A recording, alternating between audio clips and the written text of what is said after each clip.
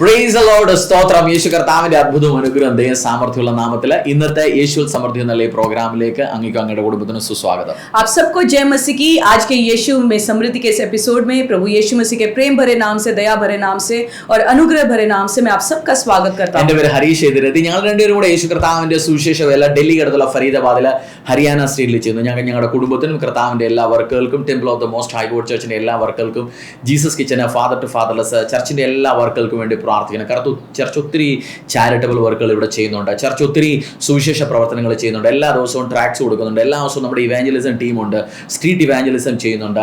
അങ്ങേക്കും അങ്ങയുടെ കുടുംബത്തിനെ കൊണ്ട് പറ്റുന്നത് നോർത്ത് ഇന്ത്യയിലെ സുവിശേഷം വളരാൻ വേണ്ടി, കർത്താവിന്റെ ദൈവരാജ്യം വളരാൻ വേണ്ടി, അറിയാത്തിടത്തെല്ലാം ദൈവത്തിനെ കുറിച്ച് അറിയിപ്പിക്കാൻ വേണ്ടി നമ്മളെ കൊണ്ട് പറ്റുന്നതൊക്കെ ചെയ്യുക. इनका नाम हरीश है और मेरा नाम रति है. हम दोनों मिलके फरीदाबाद में जो हरियाणा स्टेट में पड़ता है वहाँ पे मिलके सेवकाई करते हैं. और मेरे लिए, परिवार के लिए, सेवकाई के लिए आप निरंतर प्रार्थना करते रहिएगा. और जो कुछ आप नॉर्थ इंडिया के सेवकाई के लिए आप योगदान करना चाहते हैं, आप उसके लिए बोलते रहिए और परमेश्वर आपको आशीषित करेगा. ഹല്ലേലൂയ. കർത്താവ് വചനത്തിൽ പറഞ്ഞിരിക്കുന്ന എല്ലാ സ്ഥലത്തും എല്ലാ ദേശത്തും പോവുക, എന്നെ കുറിച്ച് അറിയിക്കുക. പലപ്പോഴും ഞാൻ കണ്ടുകൊണ്ടിരിക്കുന്ന ഒരു പ്രവണത സൗത്ത് ഇന്ത്യയിൽ അല്ലെന്നുണ്ടെങ്കിൽ മലയാള വിശ്വാസ സമൂഹത്തിനിടയിൽ നോർത്ത് ഇന്ത്യയിൽ വലിയ പ്രോസിക്യൂഷൻ നടക്കുന്നു, അറ്റാക്കുകൾ നടക്കുന്നു. അങ്ങോട്ടും ഇങ്ങോട്ടും വാട്സപ്പ് മെസ്സേജുകൾ വിട്ട് കളിക്കുക, പ്രാർത്ഥന ഒന്നും നടക്കത്തില്ല, ചിലരെ പീഡിപ്പിക്കുക അങ്ങോട്ടും ഇങ്ങോട്ടും. ഇത് ഒത്തിരി പ്രശ്നങ്ങളുണ്ട്, ഒത്തിരി കാര്യങ്ങളുണ്ട്. പക്ഷേ റിയാലിറ്റിയിൽ നമുക്ക് എന്താണ് ചെയ്യാൻ പറ്റുന്നത്? ഞാനതൊരു കാര്യം അങ്ങയോടും കുടുംബത്തോടും ഇതൊന്ന് ട്രാൻസ്ലേറ്റ് കഴിഞ്ഞ് പറഞ്ഞ് അതിനെക്കുറിച്ച് മനസ്സിലാക്കാം. റിയാലിറ്റിയിൽ സുവിശേഷ പ്രവർത്തനങ്ങൾക്കെതിരെ അറ്റാക്കുകൾ നടന്ന സമയത്ത് അങ്ങേ കുടുംബത്തിന് എന്തൊക്കെ ചെയ്യാൻ പറ്റും? परमेश्वर का वचन कहता है कि जाओ, देशों में जाओ, नगरों में जाओ और सुसमाचार को फैलाओ. जो चेलों को परमेश्वर ने वो आखिरी आज्ञा जो दी थी, और परमेश्वर हमसे भी ये चाहता है कि हम भी जाके परमेश्वर के सुसमाचार को तेजी से फैलाएं. और नॉर्थ इंडिया में भी लोग जब बोलते हैं कि अरे नॉर्थ इंडिया के सेवकाई के बारे में बोलते हैं, अरे नहीं बहुत ही ज़्यादा सताव होता है, वहाँ पे सेवकाई करना बहुत ही मुश्किल होता है, ये सब चीज़ें लोग बोलते हैं. बट एक्चुअल में क्या है वो मैं आपको बताऊंगा. പലപ്പോഴും നോർത്ത് ഇന്ത്യയിൽ ഒത്തിരി പ്രോസിക്യൂഷൻ നടക്കുന്നുണ്ട്, ഇഷ്യൂകൾ നടക്കുന്നുണ്ട്. ഒത്തിരി പാസ്റ്റർമാർ കേരളത്തിൽ നിന്നുള്ള, തമിഴ്നാട്ടിൽ നിന്നുള്ള, തെലുങ്കാനയിൽ നിന്നുള്ള, അല്ലെന്നുണ്ടെങ്കിൽ കർണാടകയിൽ നിന്നുള്ള, ഒറീസയിൽ നിന്നുള്ള, അവരെല്ലാം നോർത്ത് ഇന്ത്യയിലെ പലരും സുവിശേഷ പ്രവർത്തനങ്ങൾ വിട്ടിട്ട് തിരിച്ച് അങ്ങോട്ട് പോകുന്നു. ഒരാള് അദ്ദേഹത്തിന്റെ കുടുംബ ജീവിതവും എല്ലാം വിട്ട് വന്ന്, അല്ലെന്നുണ്ടെങ്കിൽ കുടുംബത്തോടെ വന്ന് കർത്താവിന് വേണ്ടി ഇത്രയും നാൾ സുവിശേഷം ചെയ്തിട്ട് അയാൾ തിരിച്ചു പോകുന്നതിന്റെ പുറകിലെ റീസൺ പലപ്പോഴും ചർച്ച് അദ്ദേഹത്തിന്റെ കൂടെ നിൽക്കുന്നില്ല. ചർച്ച് ഇപ്പോഴും റെന്റഡ് ആയിട്ടുള്ള സ്ഥലങ്ങളിലാണ് നടക്കുന്നത്, സ്വന്തമായിട്ട് സ്ഥലങ്ങളില്ല. അതുകൊണ്ട് ഞങ്ങളുടെ ചർച്ചും കഴിഞ്ഞ 2 വർഷം മുമ്പ് 27 നവംബർ 27, 2022, എനിക്കത് എൻ്റെ മക്കളുടെ ബർത്ത് ഡേറ്റ് ഇത്രയും ഓർമ്മയില്ല, പക്ഷെ എനിക്ക് ഈ ഡേറ്റ് എനിക്ക് ഓർമ്മയുണ്ട്. ചർച്ചിനെ അന്ന് അറ്റാക്ക് ചെയ്ത ഡേ ആണ്. നമുക്ക് 1.5 മാസം കഴിഞ്ഞ് അവിടെ വിട്ട് വേറൊരു സ്ഥലത്തോട്ട് മാറേണ്ടി വന്നു. അന്ന് ചർച്ച് 250-275 ആയിരുന്നു വീക്കിലി അറ്റൻഡൻസ്. ഇപ്പം ദൈവകൃപ കാരണം 700 മേളിൽ വന്ന ആളുകൾ ആരാധിക്കുന്ന സഭയായി പുതിയിടത്ത് മാറി. ഇപ്പോഴും ഞങ്ങൾ വാടകക്കിടത്തിലായിരിക്കുന്നത്. പക്ഷേ പ്രശ്നങ്ങൾ ഉണ്ടാകുന്ന സമയത്ത് നമ്മുടെ സ്വന്തം സ്ഥലമാണെന്നുണ്ടെങ്കിൽ നമുക്ക് ഒരിക്കലും ആ സ്ഥലം വിട്ടു പോകേണ്ട ആവശ്യം വരത്തില്ല. സ്വന്തം സ്ഥലത്ത് അത് ചേരുന്ന ഒരാൾക്കും വന്ന് പറയാൻ പറ്റത്തില്ല. സോ ഞങ്ങൾ അതിനുവേണ്ടി ഞാൻ ആലോചിച്ച സമയത്ത് എനിക്ക് മനസ്സിലായ ഒരു കാര്യം, സ്വന്തം സ്ഥലം മേടിക്കണം. സോ എൻ്റെ മനസ്സിൽ അതിനെക്കുറിച്ചുള്ള ഒരു ഡിസയറായി ഞാനും ഞങ്ങളുടെ ചർച്ചും ഓൾമോസ്റ്റ് ഒരു 2 കോടി രൂപയുടെ സ്ഥലത്തിന് അഡ്വാൻസ് കൊടുത്തിരിക്കുന്നു. 30-35 ലക്ഷം രൂപയ്ക്ക് അടുത്ത് പോയി, ഓൾമോസ്റ്റ് 40 മേളിൽ പോയിട്ടുണ്ട്. ഇപ്പം ബാക്കിയുള്ള ഇതും കൂടെ നമുക്കൊരു സെപ്റ്റംബറിന് മുമ്പ് കൊടുത്ത് തീർക്കണം. മെയ് വരെ ആയിരുന്ന സമയം അവരോട് സംസാരിച്ച് കുറച്ച് മാസങ്ങൾ കൂടെ ഒന്ന് എക്സ്റ്റെൻഡ് ആയി. അങ്ങേയും കുടുംബത്തെയും കൊണ്ട് ഒരു സ്ക്വയർ യാർഡിന്, ഒരു സെന്റിന് അപ്രോക്സിമേറ്റ്ലി, ഒരു ഗജിന് സ്ക്വയർ യാർഡ് എന്ന് പറയുമ്പോൾ എനിക്ക് തോന്നുന്നു 4 സ്ക്വയർ യാർഡാണ് ഒരു സെന്റ് ആണെന്ന് തോന്നുന്നു. സോ 40,000 രൂപയ്ക്ക് മേളിലാവും. അങ്ങേ കുടുംബത്തെ കൊണ്ട് പറ്റുന്നത് ചെയ്യുക. പല മധ്യവയസ്കർ കാണുന്നു, യങ്സ്റ്റേഴ്സ് കാണുന്നു, പാസ്റ്റർമാർ കാണുന്നുണ്ടായിരിക്കും. നിങ്ങളും കുടുംബവും കർത്താവിന് വേണ്ടി ചെയ്തതിനൊക്കെ കർത്താവ് അനുഗ്രഹിക്കട്ടെ. ഇനിയും ഈ ഒരു കർത്താവിൻ്റെ ഈ വചനം റൂട്ട് പിടിക്കാൻ വേണ്ടിയിട്ട്, ഒരു സ്വന്തം സ്ഥലമാകാൻ വേണ്ടിയിട്ട്, ആരാധനാലയത്തിന്, അതിനുവേണ്ടി നിങ്ങളെയും കുടുംബത്തെ കൊണ്ട് പറ്റുന്നതൊക്കെ ചെയ്യണം. കർത്താവ് അനുഗ്രഹിക്കും. കാരണം ഒരു സുവിശേഷം ചെയ്യുന്ന സമയത്ത് നമ്മൾ ഒരു കാര്യം ചെയ്യുമ്പോൾ അതൊന്ന് പ്രോപ്പറായിട്ട് ചെയ്യണം. അല്ലാതെ ഒരു ചുമ്മാ ഒരു ഇലയെടുത്തിട്ടാൽ അത് കാറ്റടിക്കുമ്പോൾ പോകും. പക്ഷെ അവിടെ ഒരു പാറയാണെന്നുണ്ടെങ്കിൽ അത് കാറ്റിനൊന്നും അതിനെ എടുത്ത് മാറ്റാൻ പറ്റത്തില്ല. സോ കർത്താവിൻ്റെ ആ ഒരു വർക്ക് നല്ലൊരു പാറയായിട്ട് ഉറപ്പിച്ചു നിർത്താൻ വേണ്ടി നമ്മളെ കൊണ്ട് പറ്റുന്നതൊക്കെ ചെയ്യണം. അതിനുവേണ്ടി അങ്ങേയും കുടുംബവും പറ്റുന്ന രീതിയിൽ കൈ വെക്കുക എന്ന് ഞാൻ പ്രാർത്ഥിക്കുന്നു. എന്തെങ്കിലും ഇൻഫർമേഷൻ വേണമെന്നുണ്ടെങ്കിൽ എൻ്റെ നമ്പർ 9711876717 ഇതിൽ കോൺടാക്ട് ചെയ്യാം. കർത്താവ് അനുഗ്രഹിക്കട്ടെ. और जब सताव आता है, जैसे लोग बोलते हैं कलीसिया के ऊपर सताव आया। जब सताव आता है तो जो पासवान होता है, कई बार क्या होता है कलीसिया जो है पासवान के साथ नहीं खड़ी होती, जो कलीसिया है वो रेंट की जगह में होती है। जो सताव आता है तो मकान मालिक बोलता है कलीसिया को यहाँ से निकाल के आप कहीं और लेके जाओ। सो पासवान के ऊपर बहुत ज़्यादा प्रेशर होता है और उसके बाद कोई ऑप्शन ही नहीं होता, वो वापस अपने घर में जाता है जहाँ से वो आता है। अगर केरला से आया तो केरला वापस जाता है, अगर तमिलनाडु से आया तो वो तमिलनाडु जाता है, तेलंगाना जाता है, उड़ीसा से। और बहुत सारे पासवानों को मैंने ऐसे जाते हुए देखा, क्योंकि उनका जो बेस है, उनका बेस यहाँ पे एस्टैब्लिश नहीं हुआ, उनका अपना जगह नहीं था, इस कारण उनको वापस जाना पड़ा। जैसे मेरे को भी याद है कि हमारे कलीसिया के ऊपर भी 2 साल पहले जब अटैक हुआ था तो हमारे मकान मालिक ने भी आके हमें बोला कि आपको ये जगह खाली करना है, क्योंकि उनके ऊपर भी बहुत ज़्यादा प्रेशर था। और हमें 1-1.5 महीने का टाइम दिया, क्योंकि उस टाइम पे क्रिसमस का भी समय था। नवंबर 27 को ये अटैक हुआ था और मेरे को ये डेट इतना याद है कि मैं अपने बच्चों का बर्थडे डेट भी इतने अच्छे तरीके से याद नहीं रखता, क्योंकि उस दिन कलीसिया के ऊपर सताव हुआ था। और 1-1.5 महीने में हमें पूरा खाली करना पड़ा, नया जगह हमें रेंट पे, अभी भी हम रेंट पे हैं, बट नया जगह हमें तैयार करना पड़ा, शेड बनाना पड़ा, सब कुछ नए सिरे से हमें शुरुआत करना पड़ा। सो जब सताव आता है, एक मेन जो मुद्दा होता है, अगर कलीसिया अपनी जगह में होता है तो कोई प्रॉब्लम नहीं है, बट अपनी जगह नहीं है तो जो लैंडलॉर्ड है वो बोलता है कि आप जगह को खाली करो। और जैसे आप जानते हैं कि हमने भी कलीसिया ने मिलकर डिसाइड किया है कि अपनी एक ज़मीन लेने का, जो 2000 गज के करीब है, जो करीबन 2 करोड़ के करीब आएगा। एक गज जो है वो 10,000 के करीब है। सो आप जो इस टाइम पे हमें इस एपिसोड को देख रहे हैं, आप जो भी योगदान करना चाहते हैं, आप 1 गज के लिए, आप 10 गज के लिए, आप 50 गज के लिए, आप लाखों रुपए में बोना चाहते हैं, आप बोइए। आप पासवान हो सकते हैं, आप बोल रहे होंगे कि नॉर्थ इंडिया के लिए मेरे दिल में भी बोझ है, परमेश्वर ने मेरे को भी बुलाहट दी है। आप अपने योगदान को भेजिए, जो नीचे दिया गया नंबर है आप उस पर कांटेक्ट कर सकते हैं। मैं आपको ആകെ की जो जानकारी है, डीटेल्स है, उसके द्वारा दूंगा।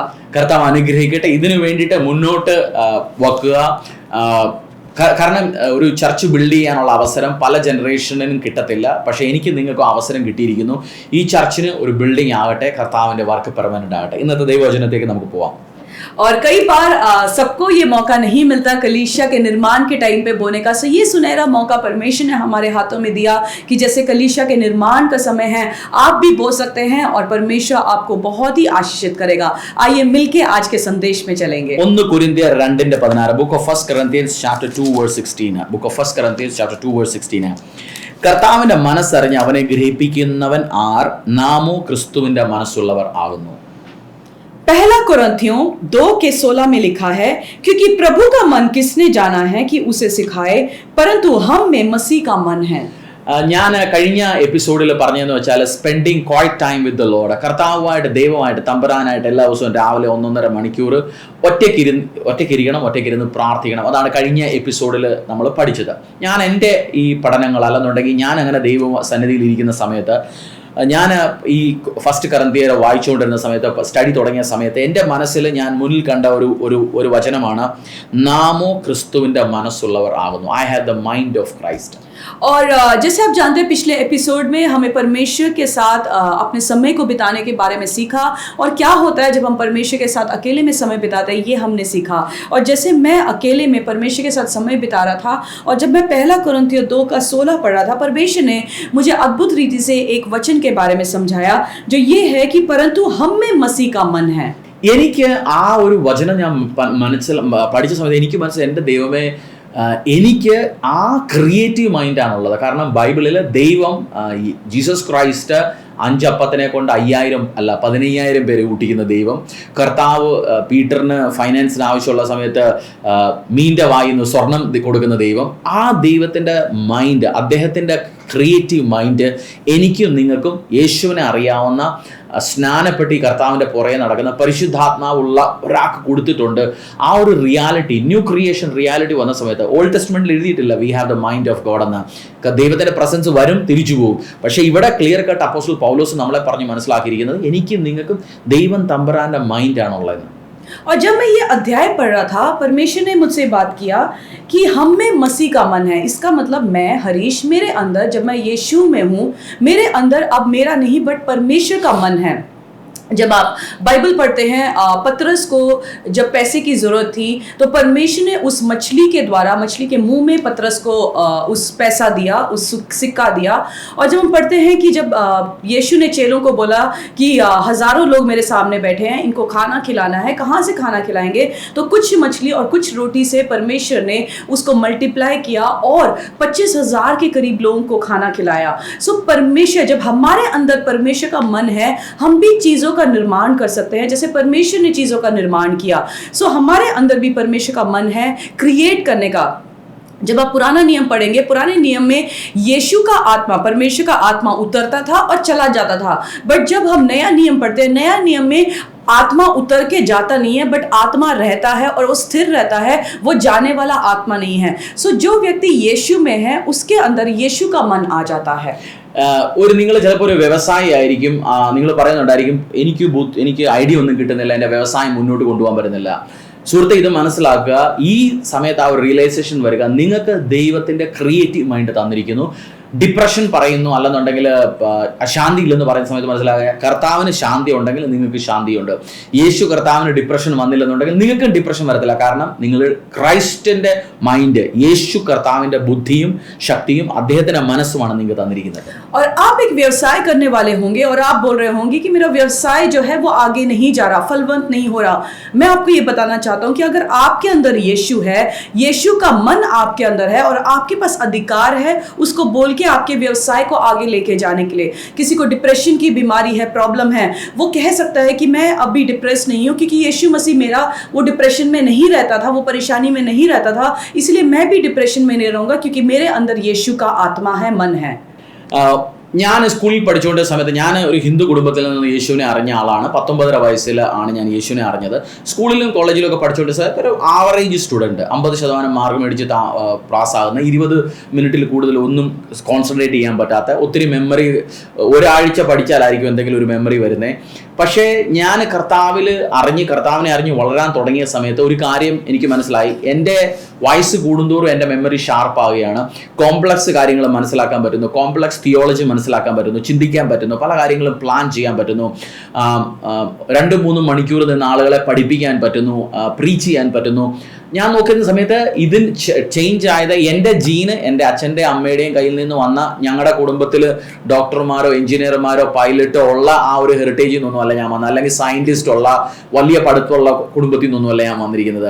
പക്ഷേ എനിക്കിപ്പോൾ മനസ്സിലായത് എൻ്റെ മൈൻഡ് കർത്താവിൻ്റെ ആയി കഴിഞ്ഞു. അതുകൊണ്ട് എൻ്റെ മനസ്സും, അല്ലെന്നുണ്ടെങ്കിൽ ഇനി എനിക്ക് ജനിച്ച മക്കൾക്കും എൻ്റെ ജനറേഷൻസിനും അവരുടെ ഇൻ്റലിജൻസ്, അല്ലെന്നുണ്ടെങ്കിൽ അവരുടെ ബുദ്ധിയെ, ശക്തിയെ എല്ലാം ക്രൈസ്റ്റിൽ ആധാരിതമായ ബുദ്ധിയും ശക്തിയുമുള്ള കുഞ്ഞുങ്ങളും മക്കളും ജനറേഷൻസുമാണ് ദൈവം എനിക്ക് തന്നിരിക്കുന്നത്.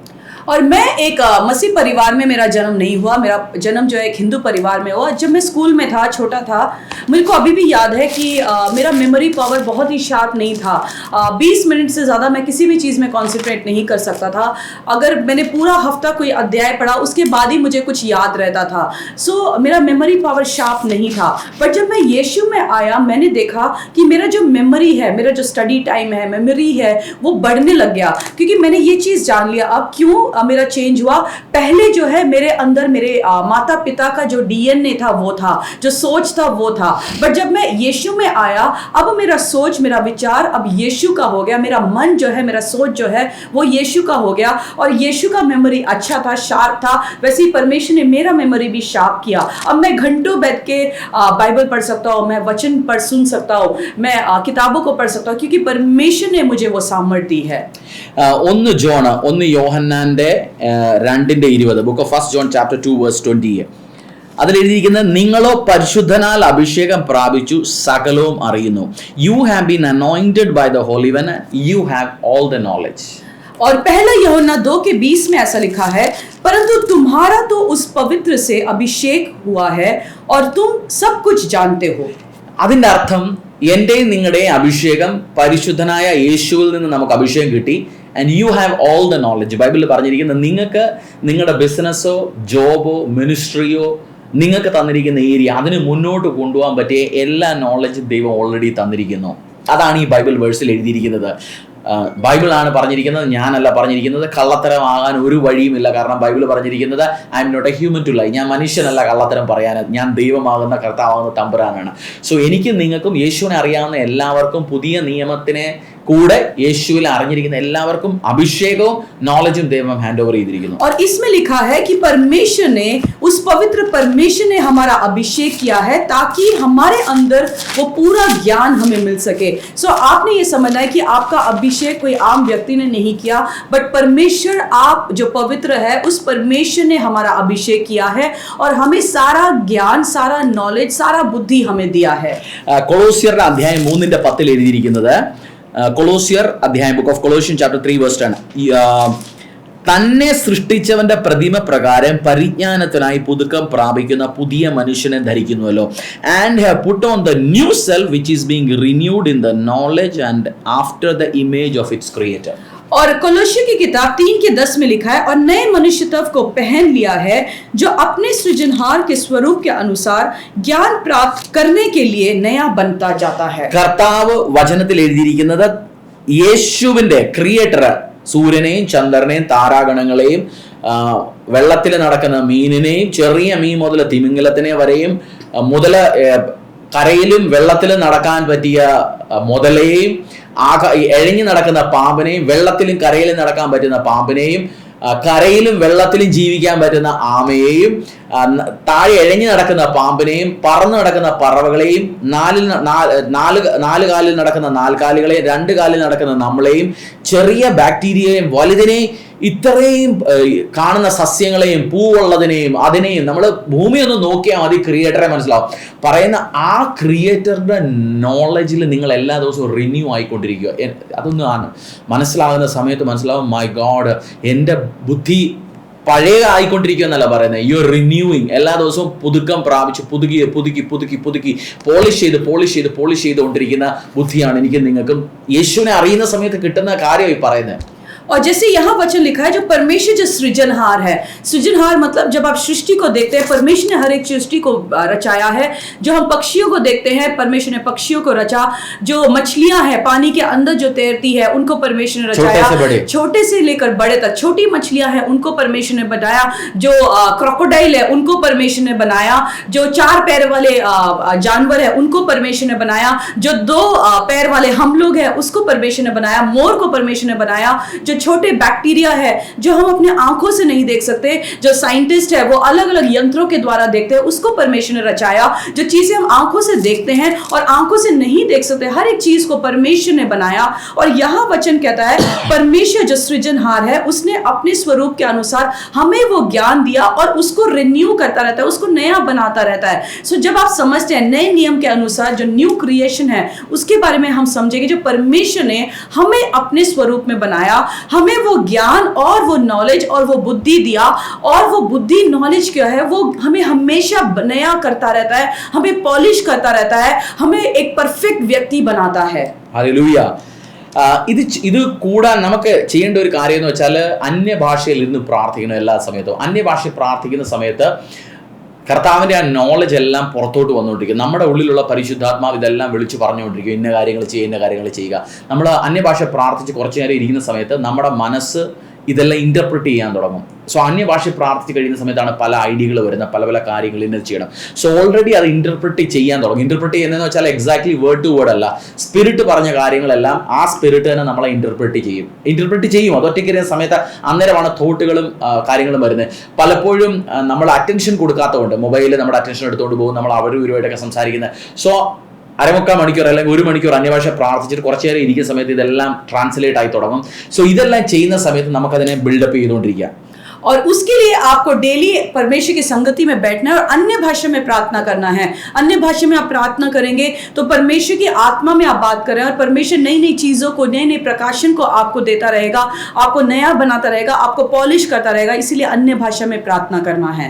1 കൊരിന്ത്യരുടെ 6:17 ഒന്ന് ബൈബിൾ വേഴ്സ് പറഞ്ഞിട്ട് നമുക്ക് ഒന്ന് പിന്നെ മുന്നോട്ട്. 1 കൊരിന്ത്യർ 6:17, book of 1 Corinthians chapter 6 verse 17. കർത്താവിനോട് പറ്റിച്ചേരുന്നവരോ അവനുമായി ഏക ആത്മാവാകുന്നു. But he who is joined with the Lord becomes one spirit with him. और पहला कुरिन्थियों 6:17 में लिखा है, जो प्रभु की संगति में रहता है वह उसके साथ एक आत्मा हो One जाता who है. is joined with the Lord. നമ്മൾ പ്രാർത്ഥിക്കുന്ന സമയത്ത് അദ്ദേഹമായിട്ട് ഒന്നാകുകയാണ്. നമ്മൾ അന്നേരം ഒന്നാകുന്ന സമയത്ത് നമുക്ക് തരുന്ന എന്തുവാ? Become one spirit with him. കർത്താവുമായിട്ട് ഒരു ആത്മാവായി ചേരുന്നു. ആ ദൈവവുമായിട്ട്, ക്രിയേറ്ററായ ദൈവമായിട്ട് ഒരു ആത്മാവായി ചേരാൻ കിട്ടിയ അവസരമാണ്. അന്യഭാഷ പ്രാർത്ഥിക്കാൻ കിട്ടുന്ന സമയം, ദൈവ പ്രസൻസിൽ ഇരിക്കാൻ കിട്ടുന്ന സമയം. കാരണം അതാണ് എല്ലാം ക്രിയേറ്റ് ചെയ്യുന്നത്. നമ്മൾ റെസ്റ്റിൽ ഇരിക്കുന്ന സമയത്ത് നമുക്ക് വേണ്ട അനുഗ്രഹങ്ങളും അഭിഷേകങ്ങളും എല്ലാം കർത്താവ് റിലീസ് ചെയ്യും. ഞാൻ ഇന്ന് അങ്ങയോടും കുടുംബത്തോടും പറയുന്നതെന്ന് വെച്ചാൽ, ദൈവ ആത്മാവുമായിട്ട് ഒരുമിച്ച് ചേരാൻ കിട്ടുന്ന അവസരമാണ് പ്രാർത്ഥിക്കുന്നത്, ഒറ്റയ്ക്കിരുന്ന് പ്രാർത്ഥിക്കുന്നത്, ദൈവ സന്നിധിയിൽ ഇരിക്കുന്നത്. ഈ മൈൻഡ്, ഈ ബുദ്ധികൾ വരുന്ന സമയത്ത് നമ്മുടെ മനസ്സിനെയും നമ്മുടെ ശരീരത്തിനെയൊക്കെ റിന്യൂ ചെയ്തുകൊണ്ടിരിക്കും ഡേ ബൈ ഡേ. ഡിപ്രഷൻ വരത്തില്ല, പോണോഗ്രാഫി വരത്തില്ല, അഡിക്ഷൻസിൽ നിന്നെല്ലാം പുറത്തോട്ട് മാറാൻ പറ്റും. और यहाँ पे वचन लिखा है, जो प्रभु की संगति में बैठता है प्रभु उसको एक आत्मा देता है. मतलब जब हम परमेश्वर की संगति में बैठते हैं, डेली आप परमेश्वर की संगति में बैठते हैं, परमेश्वर के साथ आप एक मन हो जाते हैं, एक आत्मा में आ जाता है, परमेश्वर आपसे बात करना शुरू करता है, नया प्रकाशन देना शुरू करता है. और इस कारण लोग जो है अपने बुरी आदतों में से निकल जाते हैं, व्यभिचार में से, गलत आदतों में से, एडिक्शंस में से वो निकल जाते हैं. क्योंकि जब परमेश्वर की संगति में बैठते हैं, परमेश्वर का जो आत्मा है वो हमारे अंदर आता है और हमें परमेश्वर नया बनाता है. सो इसीलिए मैं आपसे अनुरोध करना चाहता हूँ कि डेली आप परमेश्वर के साथ संगति में बैठिए और परमेश्वर से नए प्रकाशन को ग्रहण कीजिए. പലപ്പോഴും ചോദിക്കുന്ന, പാസ്റ്ററെ അങ്ങനെയാണെന്നുണ്ടെങ്കിൽ എനിക്ക് സ്വന്തമായിട്ട് ഈ അനുഗ്രഹങ്ങൾ കിട്ടാത്ത എന്താ, ഇന്ന കാര്യങ്ങൾ കിട്ടാത്ത എന്താ, ഇന്ന കാര്യം എൻ്റെ ജീവിതത്തിൽ നടക്കാത്ത എന്താ? ക്രിസ്ത്യാനിറ്റിയിൽ ഒരു കാര്യം യേശുവിൽ അറിയേണ്ടതെന്ന് വെച്ചാൽ, നമ്മൾ വന്നതുകൊണ്ടല്ല, നമുക്ക് ആ പ്രകാശനം അല്ലെന്നുണ്ടെങ്കിൽ നമുക്ക് ആ റെവലേഷൻ കിട്ടിയാൽ മാത്രമേ നമുക്ക് ആ ലെവൽ ഓപ്പറേറ്റ് ചെയ്യാൻ പറ്റത്തുള്ളൂ. ഫോർ എക്സാമ്പിൾ, ഒരാൾ ഒരു സ്ഥലത്ത് ബിസിനസ് ചെയ്തു, പൊട്ടിപ്പോയി, അയാൾ പുതിയൊരു സ്ഥലത്ത് പോയി താമസിക്കുന്നു. എല്ലാവരും, അയാളും അയാളുടെ കുടുംബം മാത്രം പോയി, ഹസ്ബൻഡും വൈഫും മക്കളും ഒരു പുതിയൊരു സ്ഥലത്ത്, വിചാരിച്ചോ കേരളത്തിൽ കൊല്ലത്ത് നിന്ന് ബിസിനസ് നഷ്ടപ്പെട്ട് അയാൾ പോയി താമസിച്ചു യുപിയിലെ ഒരു സ്ഥലത്ത്. ആരുമായിട്ട് ഒരു കോൺടാക്റ്റ് ഇല്ല, നമ്പറൊക്കെ ചേഞ്ചായി. അയാൾ വാടകത്തിൽ സ്ഥലത്തൊരു പുതിയ സ്ഥലത്ത് താമസിക്കാൻ തുടങ്ങി 5 വർഷമായി. വിചാരിച്ചു അയാൾക്ക് മാർക്കറ്റിൽ വെച്ചോ അയാൾ പുറത്തെവിടോട്ട് പോയ സമയത്തോ അയാളുടെ ഒരു പഴയ ഒരു റിലേറ്റീവിനെ ഒരു പെട്ടെന്നൊന്ന് കാണാനിടയായി. അയാൾ ചോദിച്ചാൽ, നീ എവിടെ ആയിരുന്നു? നിന്നെ ലോകം മുഴുവൻ അന്വേഷിച്ചുകൊണ്ടിരിക്കുകയാണ്, നിന്റെ റിലേറ്റീവ്സും ഫ്രണ്ട്സും. അപ്പോൾ അവൻ ചോദിച്ചു, എന്തിനാ എന്നെ അന്വേഷിക്കുന്ന, കടക്കാരും വല്ലതും വരുന്നുണ്ട് പറഞ്ഞല്ല, 1.5 വർഷം മുമ്പ് നിന്റെ ഒരു അങ്കിള് മരിച്ചുപോയി. അയാൾ ഒത്തിരി കാര്യങ്ങൾ പലർക്കും കൊടുത്തു. അയാൾ ഒരു വലിയൊരു വീടും പുരയിടവും നിന്റെ പേരിൽ നിനക്കായിട്ട് എഴുതി മാറ്റി വെച്ചേക്കാണ്. ലോകം, വക്കീലും എല്ലാവരും നോക്കി അടക്കം നിനക്കതൊന്ന് ഹാൻഡ് ഓവർ ചെയ്യാൻ വേണ്ടിയിട്ട്. അവനത് മനസ്സിലായി. ഇതുവരെ അവൻ വാടക കെട്ടിടത്തിൽ താമസിച്ചേ. അവന് വീടെന്നാ കിട്ടിയേ. 1.5 വർഷം മുമ്പ് അവന്റെ പേരിൽ ആ വീട് എഴുതി വെച്ചേക്കുക. പക്ഷെ അവൻ ഇതുവരെ അവിടെ താമസിച്ചോ? ഇല്ല. താമസിക്കാൻ പറ്റാത്തതിന്റെ കാരണം അവനത് അറിയത്തില്ല ആ വീട് അവന്റെ ഉണ്ടെന്ന്. പക്ഷെ അറിഞ്ഞ സമയത്ത് അവന് മനസ്സിലായി, ഇന്നു മുതൽ ഞാൻ വാടക കെട്ടിടത്തിലല്ല, എനിക്ക് തിരിച്ച് അങ്ങോട്ട് പോവാം. അവൻ ആ പുതിയ ഐഡന്റിറ്റി റിലീസായി. ഞാൻ ഇന്ന് നിങ്ങൾക്ക് അതാണ് തരാൻ പോകുന്നത്. You have the mind of Christ, you have the knowledge of Christ, the spirit of Christ. ഈ ബുദ്ധി ഇന്ന് ആർക്കെങ്കിലും കിട്ടിയിട്ടുണ്ടെങ്കിൽ അവനൊരു പുതിയ ക്രിയേഷനും പുതിയ അധികാരത്തോടെ നടക്കുന്ന ഒരു പുതിയ മനുഷ്യനും പുതിയ ശക്തിയുമായി ഓപ്പറേറ്റ് ചെയ്യാൻ തുടങ്ങും. और कई बार लोग बोलते हैं कि पास जी मैं तो बहुत साल में मसीह में हूँ, बट मेरे जीवन में तो ये कोई कार्य नहीं हो रहा, मैं अभी भी आशीषित नहीं हूँ, मैं फलवंत नहीं हूँ. मैं ये आपको सोल्यूशन या आपको बताना चाहता हूँ कि क्यों आपके लाइफ में नहीं हो रहा. क्योंकि अब तक आपको वो प्रकाशन या रेवलेशन मिला नहीं, आपने सीखा नहीं, समझा नहीं कि परमेश्वर वचन के द्वारा आपको क्या बताना चाहता है. जैसे मैं उदाहरण के रूप में एक उदाहरण देता हूँ. एक व्यक्ति एक जगह में व्यवसाय कर रहा था और उसका व्यवसाय जो है खत्म हो गया, उसका बिजनेस जो है फ्लॉप हो गया और उसने वो जगह छोड़ के एक नई जगह जाके रहना शुरू किया. उसने अपना फोन नंबर चेंज कर दिया, अपने दोस्तों को नहीं बताया कि मैं कहाँ जा रहा हूँ, और कुछ साल वो वहीं रहा, किसी को उसके बारे में नहीं पता था. एक अचानक एक दोस्त उससे जाके मिला, या एक रिलेटिव जब वो कहीं जा रहा था, रास्ते में उसको कहीं से मिल गया और उसने बोला, तू इतने साल कहाँ था? क्योंकि गांव में तेरे को सब लोग ढूंढ रहे थे.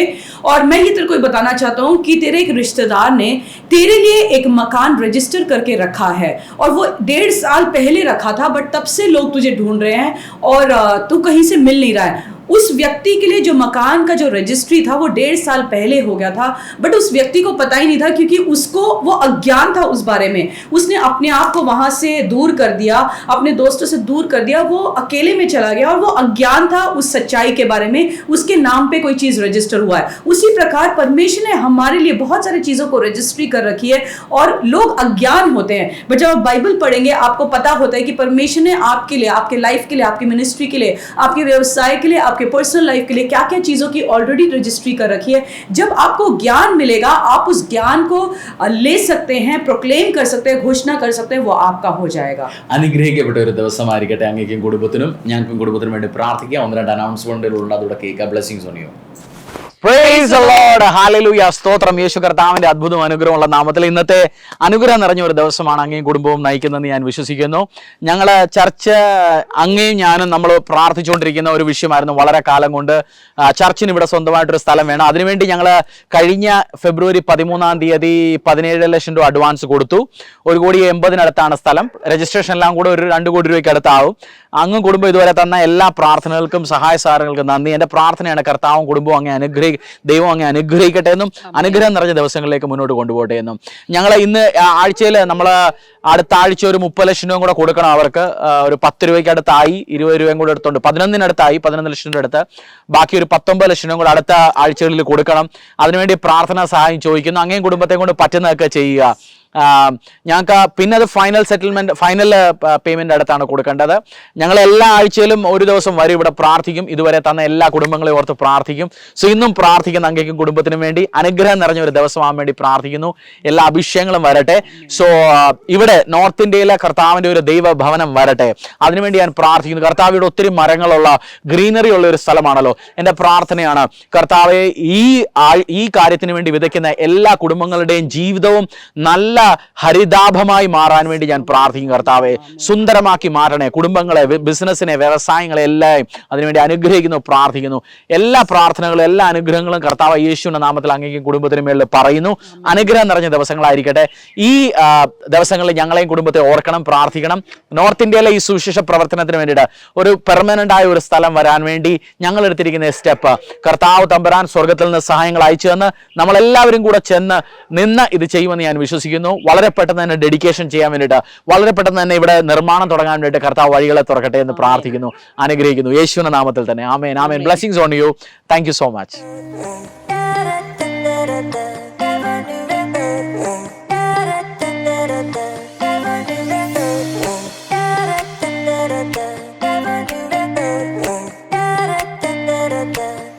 Never